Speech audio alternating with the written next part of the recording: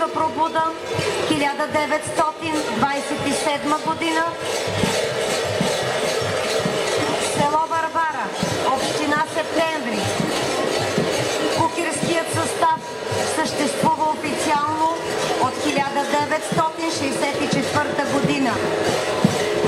Има изяви в Пазарджик, Широка лъка, Сливен, Ямбол, Карлово, Перник, Панагюрище, Раковски, Костенец.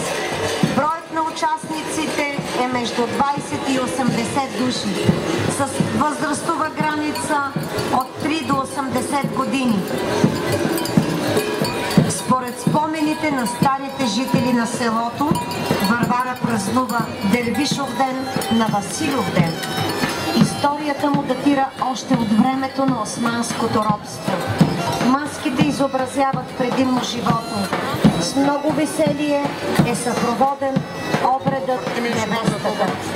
На 25 декември в читалището се провежда дервишко събрание, на което се събират дервишки ансамбъл, който включва невеста, младоженец, девер, деверица, циганин и циганка, мечка, мечкар, поп. Всички се водят от гайдарджия и тапанджия. Деверицата кичи през целия ден стопаните на къщите с зелени клонки за здраве и берекет за новата година. И така, готовият вече ансамбъл тръгва под звуците на гайдата, тъпана и дрънкането на звуците, разкача се сутринта, другият край.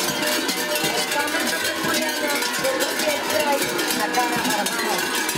Към 10 часа пристигат в